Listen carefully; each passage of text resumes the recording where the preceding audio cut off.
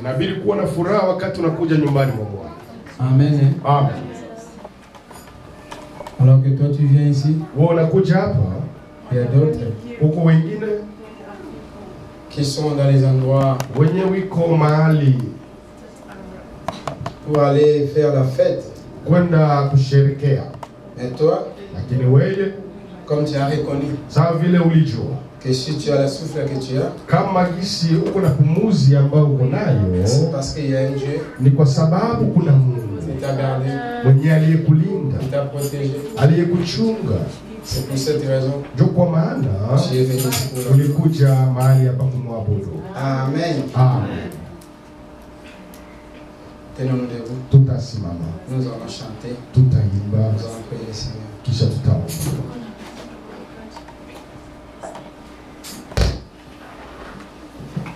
J'aime Jésus, J'aime Jésus et tout mon cœur, j'aime Jésus, et tout mon cœur, j'aime Jésus, et tout mon cœur, j'aime Jésus.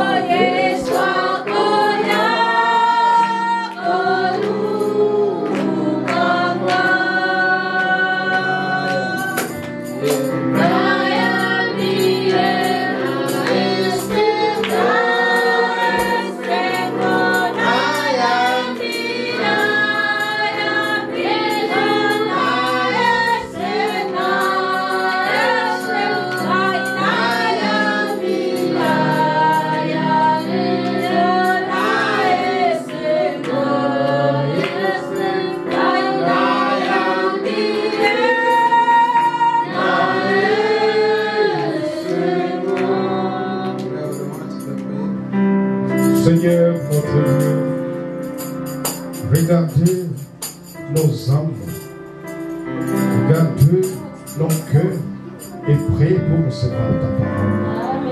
Seigneur, tu as dit dans ta parole que l'homme ne vit seulement par le pain, mais pour toute la parole qui vient de toi, Seigneur. C'est pourquoi nous sommes venus ici pour écouter ta parole. Nous voulons, Seigneur, que tu puisses nous parler. Que notre vie puisse changer Amen. à travers cette parole. Amen. Bénis ton serviteur qui va nous donner cette parole. Que ton Esprit Saint parle à travers lui, Seigneur. Et nous, Seigneur, que cette parole, qu'il soit avec les effets pour changer notre vie. Bénis ces moments. Nous prions au nom du Seigneur Jésus-Christ. Amen. Amen. Amen. Que le Seigneur vous bénisse. Bwana Mungu amebariki. Je suis pas en forme. Sina mwali yangu ya kawaida. Toutes les semaines passées, Tangu juma jana je ne me sentais pas bien. sikuwa najisikia vizuri, Mais cela ne nous empêche pas d'apporter la parole. lakini hiyo haituzuii namna ya kuleta neno la Mungu. J'étais malade, je me sentais un peu malade. Na nilikuwa najisikia mgonjwa. Puis je suis allé à l'hôpital. Nilienda kwenye hospitali, J'ai pris des médicaments. walinipatia ce médicament-là. Walinipatia dawa, na hiyo dawa C'était des médicaments pour les douleurs. ilikuwa ni ya kutuliza maumivu. C'est pour les muscles. Ilikuwa kwa ajili ya mishipa.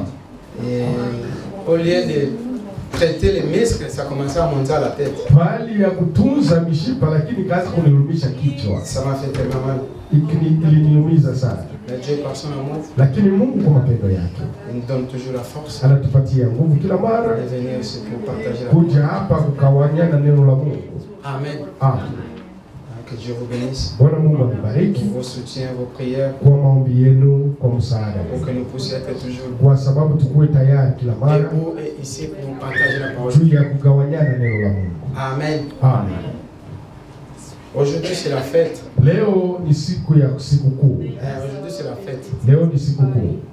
Que Dieu bénisse le frère Innocent. Mungu ambariki ndugu Innocent. Il est habillé. Anavaa vizuri leo.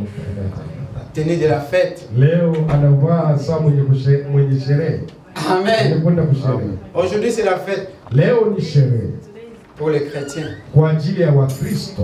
Mais cette fête ici, lakini sherehe ya leo c'est célébré partout dans le monde. Watu wanasherekea duniani yote. Avant de commencer, lakini mbele ya kwanza, je voulais d'abord remercier toutes les sœurs frères. Napenda niwashukuru badada wote na wandugu hapa mko qui s'est déplacé pour aller visiter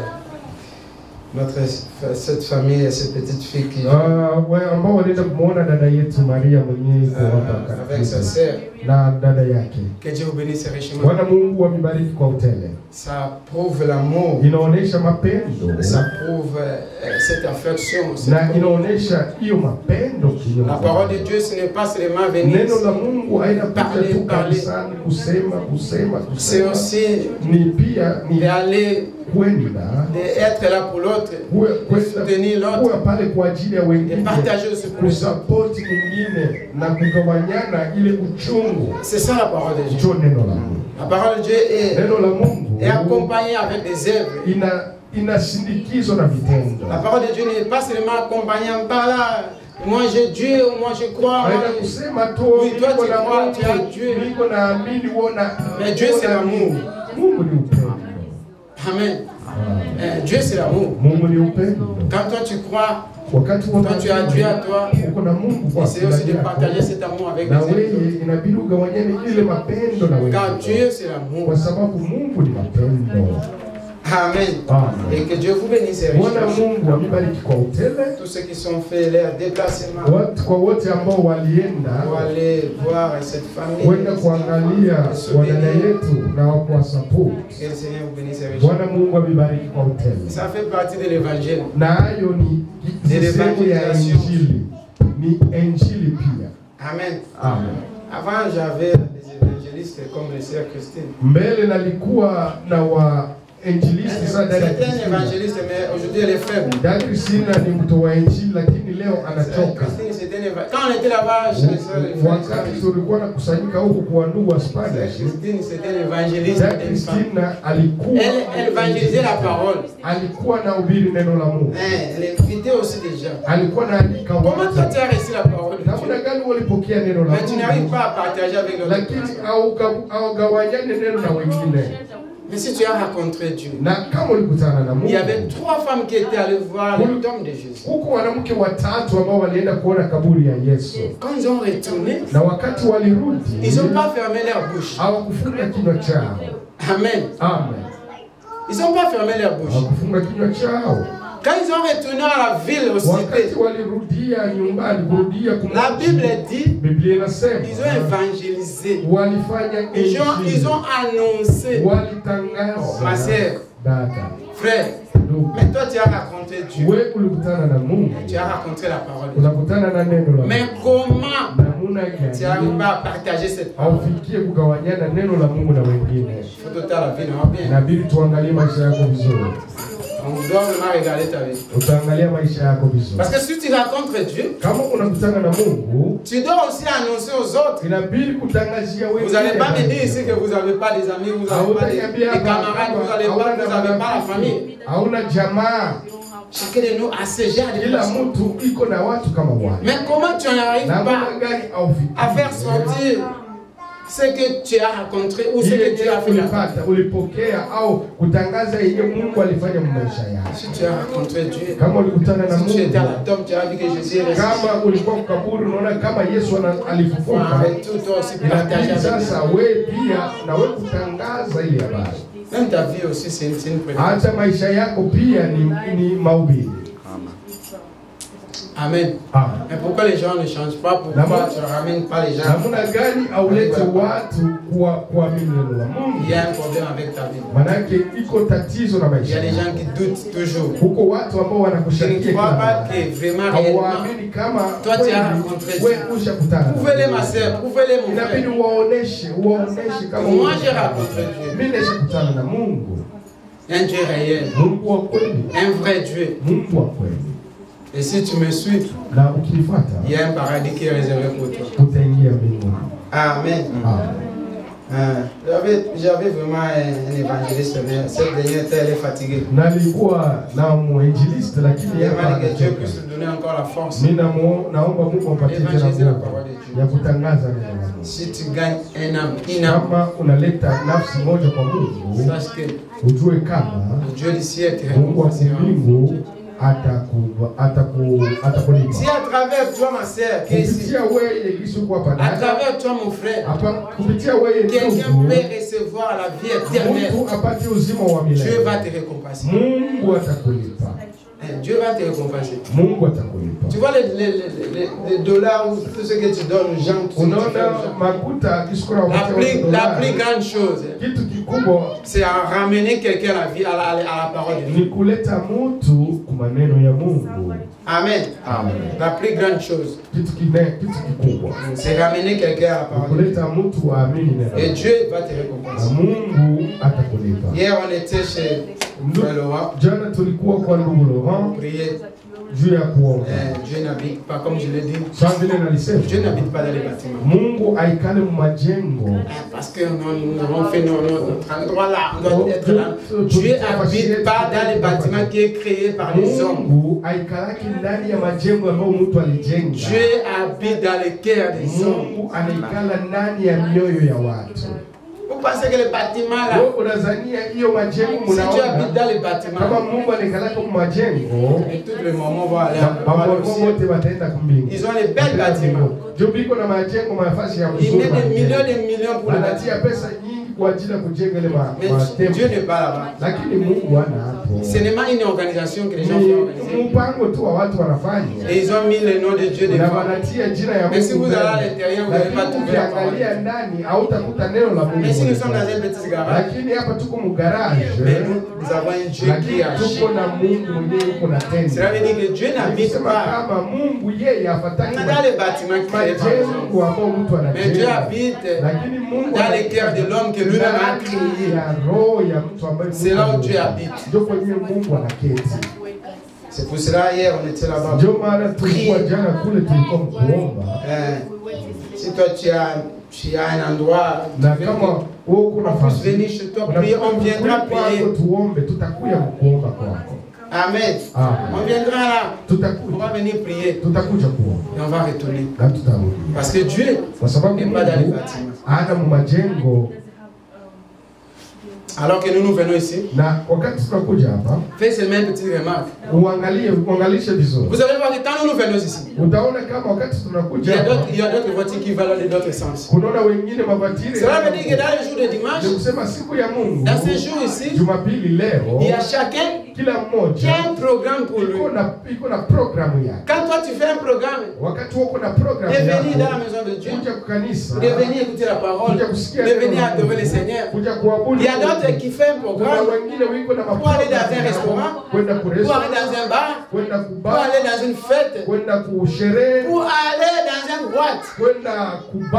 Donc vous allez voir qu'il y a des voitures qui font le sens inverse. Toi tu montes pour adorer le Seigneur, il y a d'autres qui descendent, il y a d'autres qui vont à l'inverse. Donc chacun a un Dieu, a quelque chose qu'il adore, qu'il aime. Et toi et moi, nous avons reconnu que le souffle que nous avons, c'est le Dieu qui nous a donné. C'est pour cela que notre voiture a une sens inverse. Que ces jours ici, le dimanche, avant de faire quelque chose, je dois d'abord aller écouter la parole. Je dois d'abord aller donner ma vie en Jésus-Christ. Et le reste viendra après. Mais d'autres personnes, quand les samedis ou quand les week-ends commencent, c'est déjà bien programmé. Samedi, je vais faire ça. Dimanche, je serai dans la boîte. Samedi, je serai dans l'hôtel. Donc, quand toi tu vas à l'église, il y a d'autres qui vont dans les hôtels. Il y a d'autres qui vont dans les fêtes. Il y a d'autres qui vont dans les restaurants. Cela veut dire que vous n'avez pas la même foi. Ne t'occupe pas de ces affaires. Parce que toi, tu as une autre foi. Toi, tu comprends les choses de Dieu. Mais lui, il ne comprend pas les choses de Dieu. Quand il est né, il a trouvé tout était déjà bien. Il a trouvé tout était déjà bon. Ses parents déjà tout fait pour lui. Comment il va connaître encore la grandeur de Dieu? Lui ne connaît pas la grandeur de Dieu. Parce que quand il est né, il a trouvé tout était bon. Tout le bonheur était là. Tout était rose. Il n'a pas le temps d'adorer. Alors, quelqu'un comme ça, comment tu peux te comparer avec lui? Toi et moi, nous venons dans des familles pauvres. Ni ministre, ni député, ni quoi. Tu ne croyais même pas, tu n'avais même pas le son de venir ici. Et quand tu regardes en arrière, tu vois vraiment ta vie réelle. Si tu regardes bien ta vie, toute ma vie, c'est le Seigneur Jésus-Christ. Cela veut dire que tu vas adorer, tu vas glorifier ce Dieu-là. Nous avons une différence avec une personne qui est née avec tout le bonheur. Moi, si je suis ce que je suis avec le bonheur, c'est grâce à Dieu.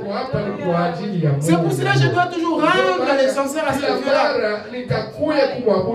La raison pour laquelle vous allez voir qu'on a toujours les controverses des voitures. Parce que quand lui va aller dans les fêtes, quand lui va aller dans les hôtels, dans les restaurants, dans les boîtes, moi je dois venir d'abord remercier Dieu.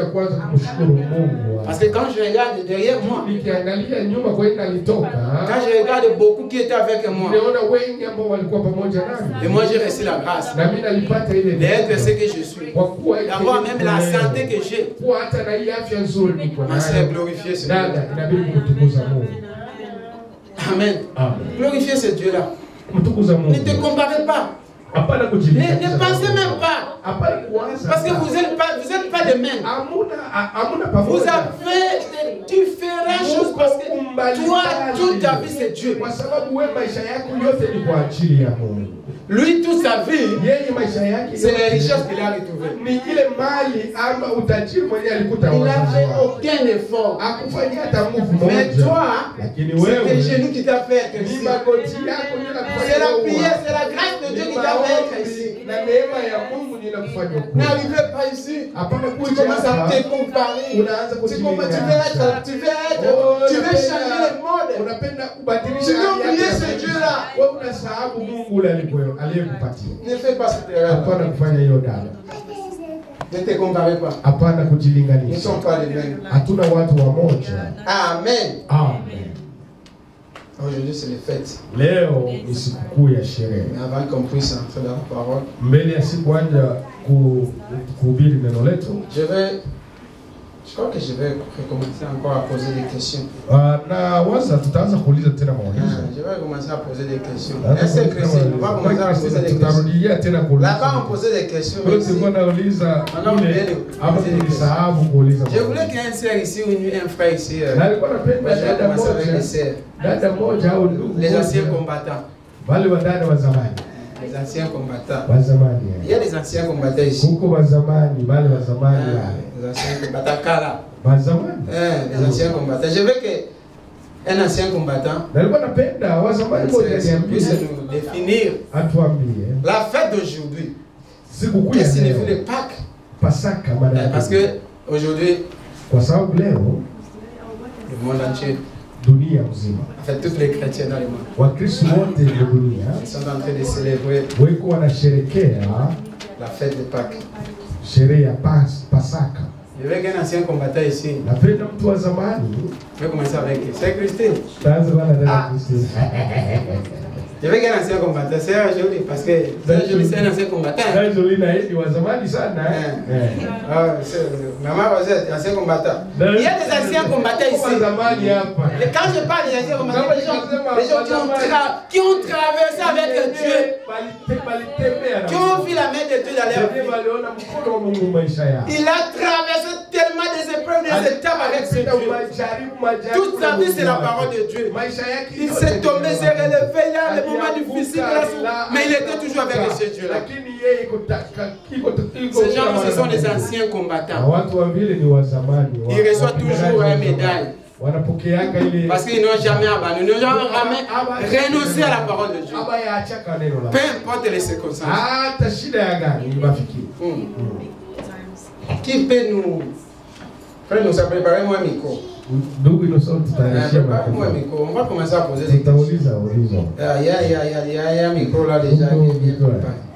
La fête de Pâques. Parce que vous ne pouvez pas venir célébrer seulement. Aujourd'hui, c'est la fête. Quand vous voyez là, ce costume, c'est la fête. Aujourd'hui, c'est la fête. C'est une grande fête pour les chrétiens. C'est une grande fête. Mais qu'est-ce que signifie cette fête en fait? La fête, c'est bien. Mais qu'est-ce que signifie cette fête? Je vais voir la signification de cette fête. Je vais entrer avec les anciens combattants. Sœur Rosette et puis Sœur Jolie. Parce que Sœur Christine n'est pas encore ancien combattant. Lui n'a pas encore travaillé. Il est en train seulement d'expérimenter. Il a le bébé dans la foi.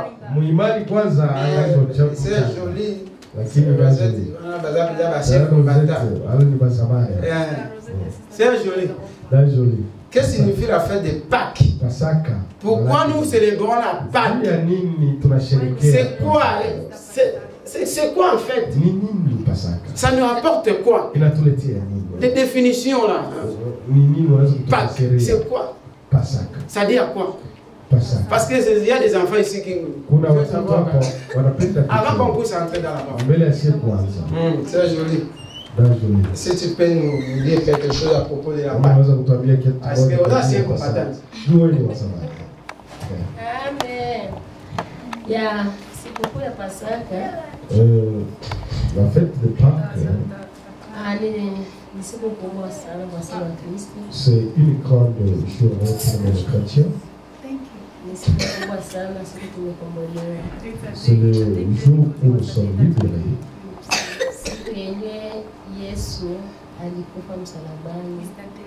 C'est le jour que Dieu et Jésus est mort à la croix.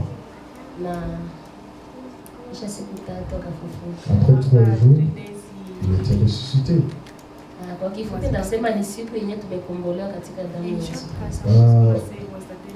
Pour un mot, je peux dire que c'est le jour que nous sommes libérés à travers le sang de Jésus-Christ. Ça, c'est l'ancien jour. Ok, c'est Rosette. Les anciens combattants, ils sont là depuis dans les messages. Je te dis, moi je suis né, grandi dans les messages. Ancien combattant. C'est Rosette. C'est de Pâques. C'est beaucoup de Pâques. Quelle est la signification de Pâques? C'est beaucoup de Pâques. La fête de Pâques. C'est beaucoup de Pâques. C'est un grand jour inoubliable que notre Sauveur avait vaincu la mort.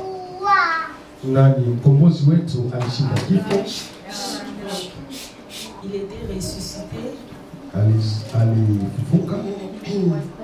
tous nous savons ici, il n'y a personne même les prophètes, même les grands hommes de Dieu qui sont passés par la mort, il n'y a personne qui a été ressuscité comme Jésus-Christ. Même Lazare que Dieu avait ressuscité, un jour, il était toujours mort jusqu'aujourd'hui.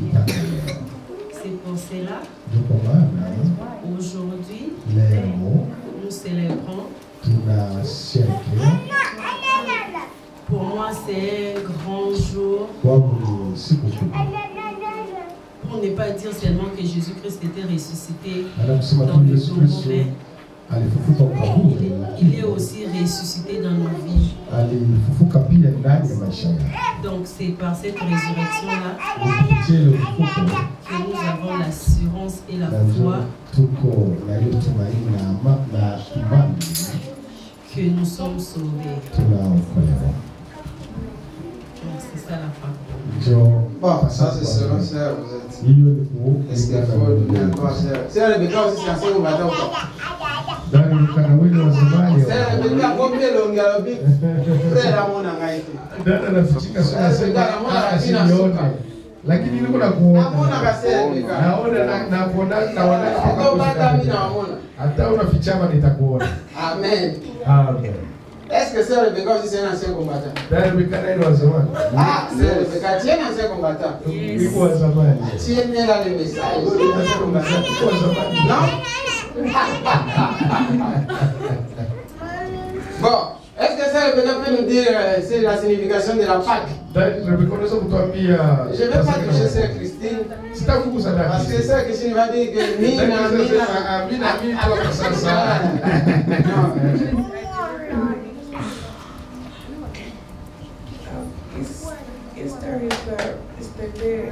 Jesus Christ was resurrected from death. Pâques, c'est le jour où Jésus-Christ a été ressuscité dans le monde. C'est notre micro. Amen. Amen. Bon, je crois que les frères et sœurs qui sont ici, vous avez écouté chaque sœur. Chacun a dit selon ça. Selon comment il considère comment il faut faire. Et aujourd'hui, c'est ce qu'on va parler. Nous allons parler de la Pâque. La fête de la Pâque. C'est un grand jour. Pourquoi la Pâque? Que signifie la Pâque? Quel événement qui suit la Pâque? Pourquoi les chrétiens aujourd'hui dans le monde célèbrent la Pâque? Tenez-nous debout. Nous allons lire la parole.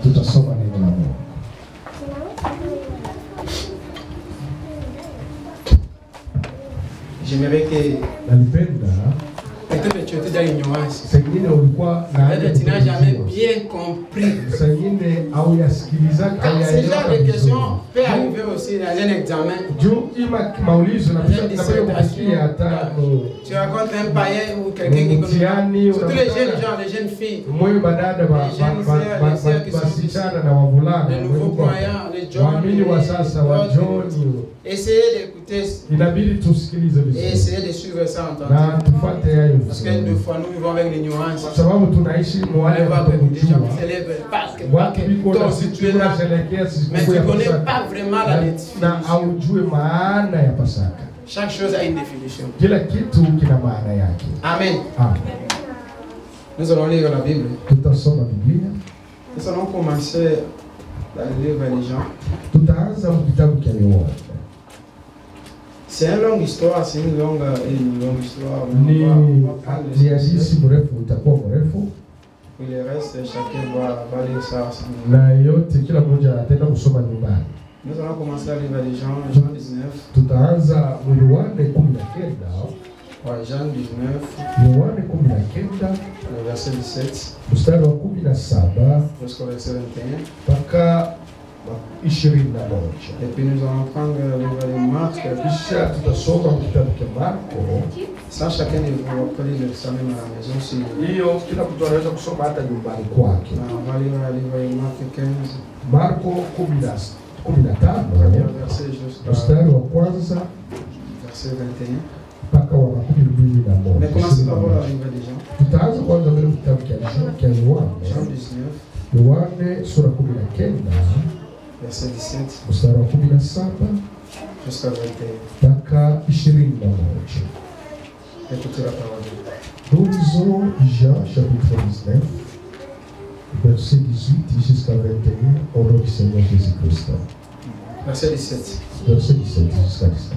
Et jusqu'à 21. Écoutez bien la parole de Dieu.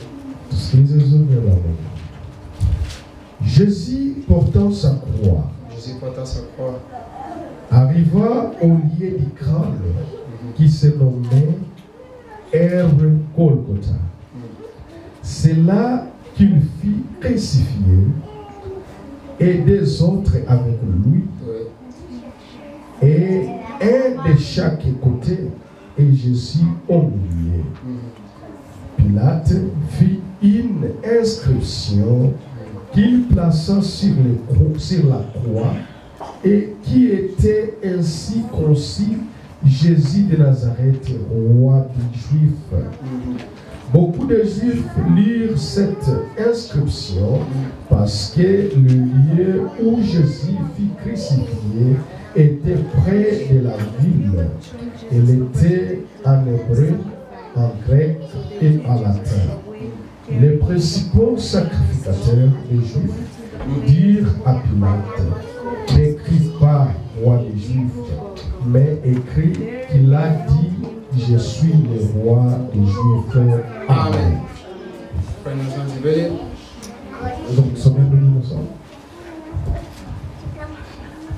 Tutasoma katika kitabu cha Yohana mstari wa 19.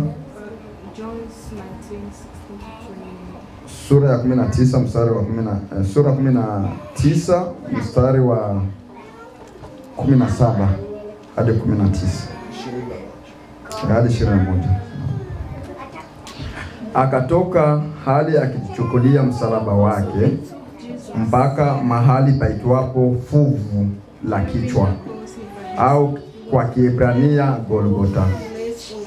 Wakamsulubisha huko na wengine wawili pamoja naye, mmoja huku na mmoja huku, na Yesu katikati. Naye Pilato akaandika anwani, akaiweka juu ya msalaba, imeandikwa: Yesu Mnazareti, mfalme wa Wayahudi. Basi anwani hiyo walisoma wengi katika Wayahudi, maana mahali pale aliposulubiwa Yesu palikuwa karibu na mji, nayo iliandikwa kwa Kiebrania na Kirumi na Kiyunani. Basi wakuu wa makuhani wa Wayahudi wakamwambia Pilato: usiandike mfalme wa Wayahudi, bali ya kwamba yule alisema mimi ni mfalme wa Wayahudi. Amen. Amen. Amen. Amen. Prions le Seigneur. Dieu, nous te disons merci pour la parole. Baba Mungu, tunasema asante kwa ajili ya neno lako. Que ta présence soit dans les éléments. Tunapenda uwepo wako uwe kati yetu. Que les enfants puissent comprendre cette parole. Watoto wako wapate Écarte-moi, mets-toi à la place. Mie na wewe uchukue mahali. Début jusqu'à la fin. Mwanzo mpaka mwisho. Au nom du Seigneur Jésus-Christ. Jina la Bwana Yesu Kristo. Amen. Amen. Amen. Amen. Que le Seigneur vous bénisse. Bwana Mungu anibariki. Je vais gérer l'onction. Je ne suis pas en forme. Je vais gérer l'onction pour que je ne puisse pas être affecté avec mon tête. Donc, nous parlons de la Pâque. Nous parlons de la Pâque. Mais avant de parler, avant d'entrer dans mon sujet, je voulais dire quelque chose. Je voulais dire quelque chose de très important. Vous savez que dès que nous sommes là, nous tous, si c'est parce que le péché, si c'est pour le péché, tout le monde, Kwa ajili ya dhambi watu wote. Personne ne peut être sauvé. Hakuna mtu ambaye angeokolewa. Parce que nous tous nous commettons des péchés. Kwa sababu sio wote tunafanya dhambi. Amen. Amen. Tous. Sisi zote. Nous commettons des péchés. Tunafanya dhambi. Et si c'est à cause du péché, kama ni kwa ajili ya dhambi, personne ne peut entrer au ciel. Hakuna mtu ambaye ataingia. Parce que tout le monde tel que nous sommes là, nous sommes des péchés. Sisi wote tuko hapa tuko wafanya dhambi. Tout le monde tel que nous sommes là, sisi wote tuko hapa, nous sommes des pécheurs. Tuko wafanya dhambi. Et comme nous sommes des pécheurs, personne n'entrera au ciel. Parce que elle n'a pas péché, personne. Tout le monde est pécheur. Mais ce qu'il va te faire entrer au ciel, c'est parce que tu as combattu la cause. Et quelle est la cause? La cause qui te fait pas vaincre du péché. Il ne faut pas combattre les faits, mais il faut combattre la cause. Des fois, nous combattons les effets. Les faits, c'est là, tout ce que nous voyons comme du péché. Mais tu ne peux pas combattre les faits, ça, tu dois combattre la cause. Qu'est-ce qui fait que tu puisses connaître toujours du péché dans ta vie? C'est ça la cause que tu dois combattre. Si tu combats le fait, les faits, sans toutefois combattre la cause, tu ne seras pas sauvé. Parce que la cause restera toujours là. Qu'est-ce qui fait que tu puisses toujours avoir l'envie de commettre le péché dans ta vie? Qu'est-ce qui fait que tu puisses être toujours pécheur dans ta vie? Même si on prie, on te fait des délivrances, mais tu es toujours dans le péché. Parce que tu n'as jamais combattu la cause. Et quelle est la cause? La cause, c'est entrer dans la source. Aussi longtemps que tu n'as pas entré dans la source, tu ne seras pas délivré.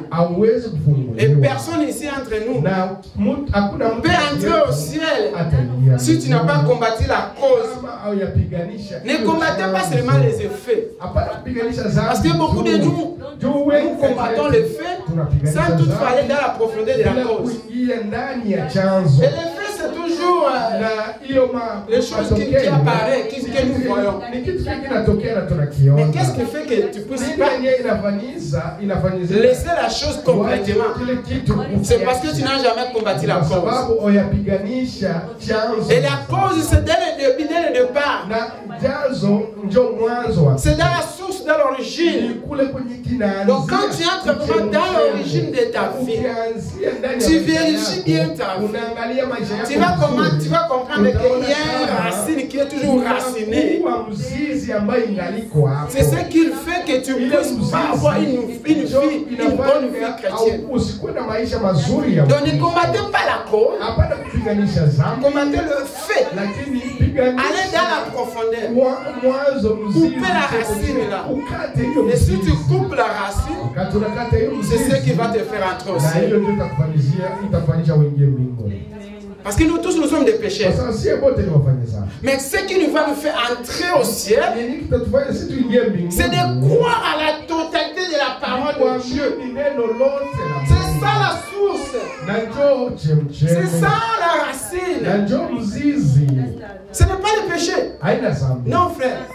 Parce que tout le monde est pécheur. Ce n'est pas parce que tu as laissé le péché que tu vas entrer au ciel.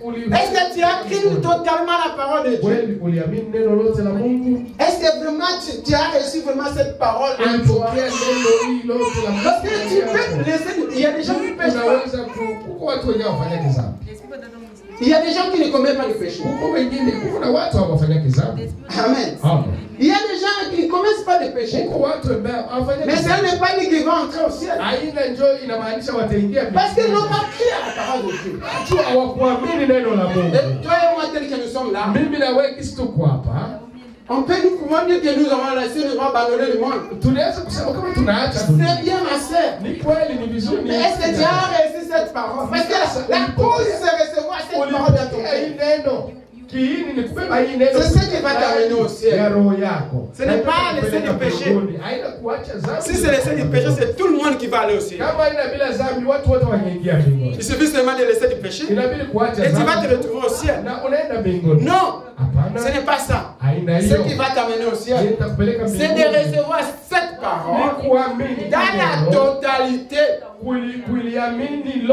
d'avaler cet message, de croire à toutes les écritures de Dieu. C'est ça ce qui va t'amener au ciel. Ce n'est pas laisser des péchés qui va t'amener au ciel. Amen. Parce que si c'est laisser des péchés, tout le monde va laisser des péchés. Tout le monde va aller au ciel. Alors que tout le monde ne peut pas aller au ciel. Mais la grande chose, c'est croire à cette parole et aller en profondeur de toi, de briser toutes les choses et toutes les liens, toutes les esprits qui t'empêchent de croire à la parole de Dieu. C'est ce qui va t'amener au ciel. Ce n'est pas laisser les péchés. Tu peux laisser les péchés et tu ne peux pas aller au ciel. Mais moi j'avais laissé les péchés. Pourquoi je ne peux pas aller au ciel? Tu as laissé les péchés mais tu n'as pas crié à la parole. Amen.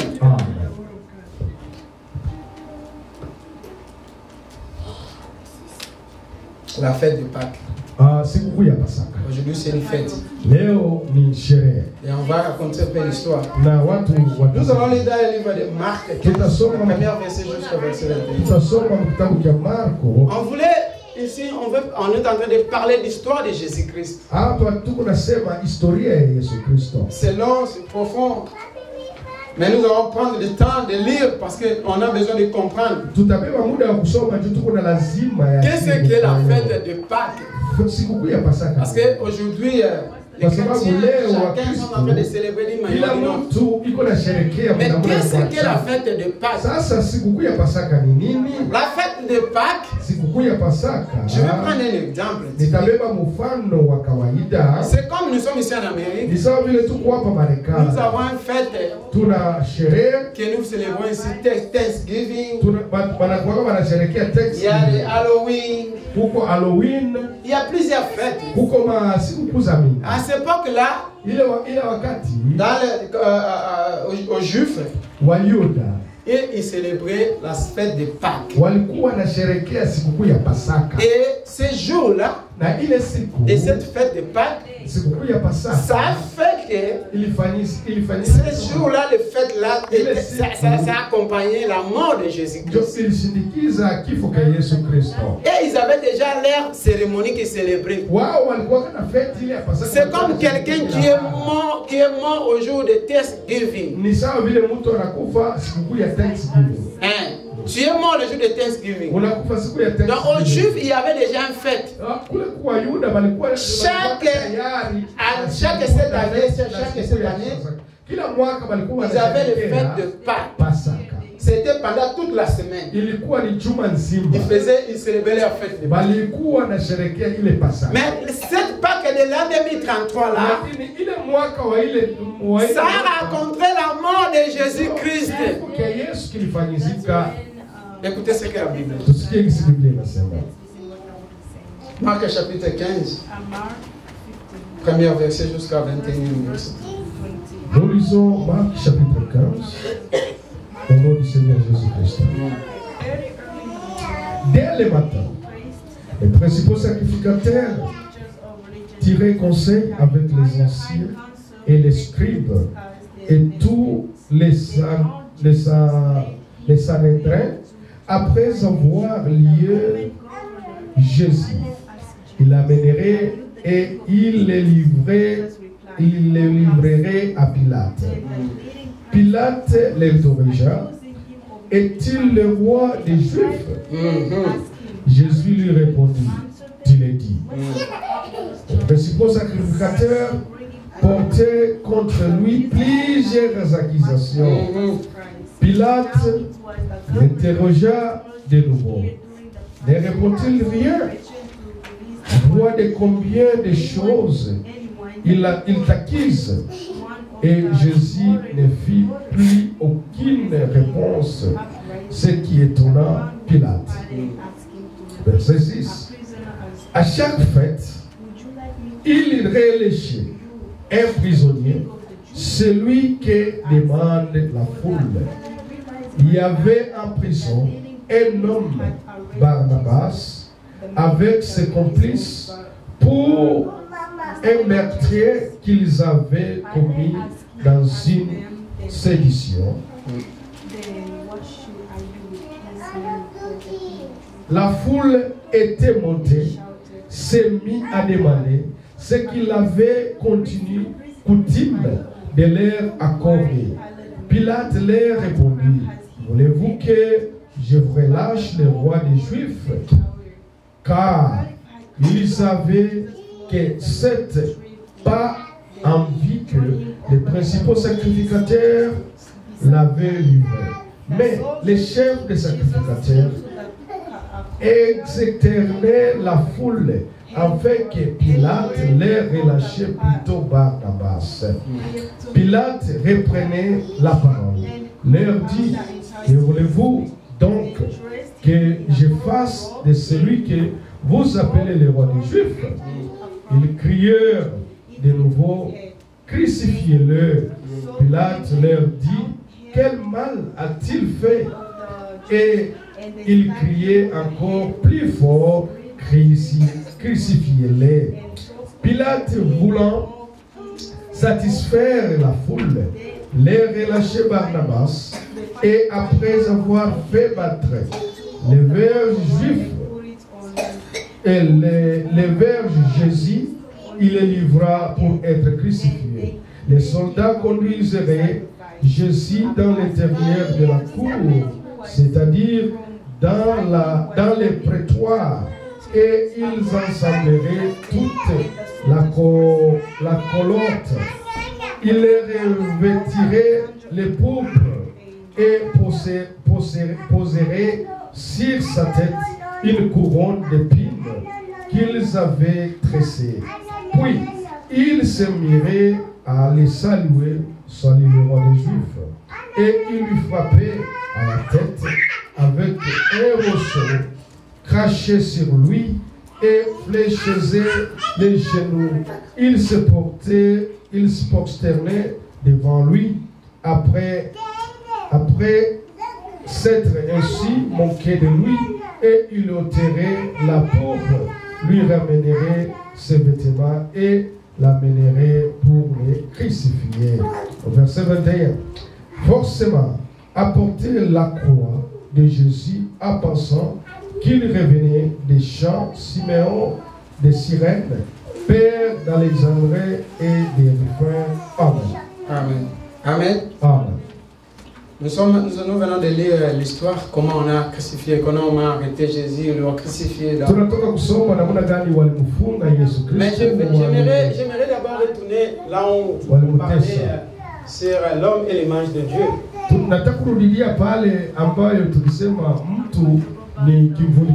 L'homme est l'image de Dieu. Et comme l'homme est l'image de Dieu, vous allez voir que pour que Dieu puisse venir la première venue, la première venue de Dieu sur la terre, c'était quand il est venu rencontrer Abraham pour l'annoncer la vie et la mort. La vie et la mort.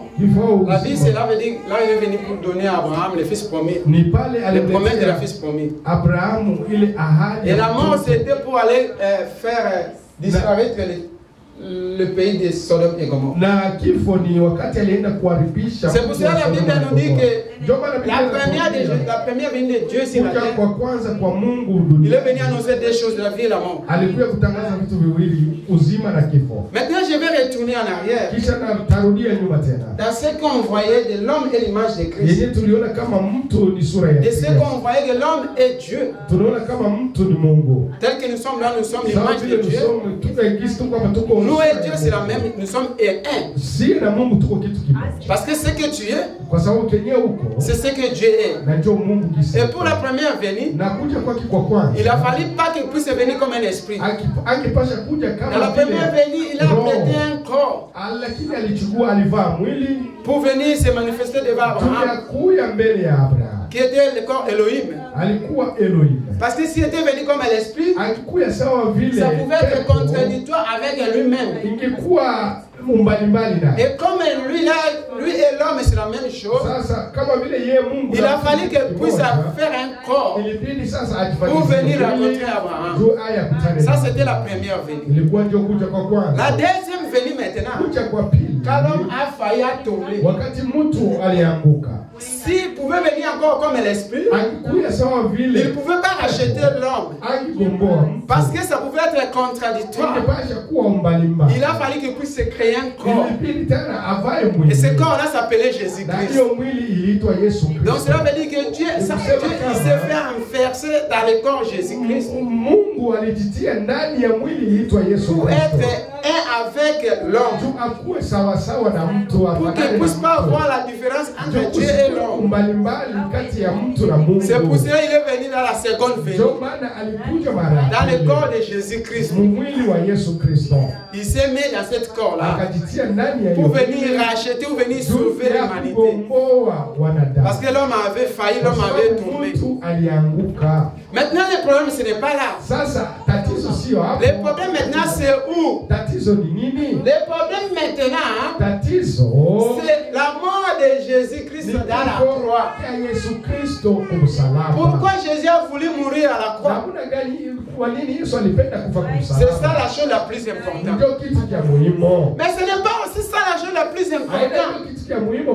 La chose la plus importante, c'est de maintenant faire la différence entre deux choses. Entre Dieu et Jésus-Christ. C'est là maintenant la chose la plus importante. Il y a beaucoup d'ignorance aujourd'hui. Je vais choquer, mais je vais dire la vérité. Si tu es là, si tu es ici, si tu me suis quelque part, ma soeur, si toi tu crois au nom de Dieu, tu n'es pas sauvé. Amen. Si toi tu crois au nom de Dieu, tu n'es pas sauvé. Ah, je vais choquer.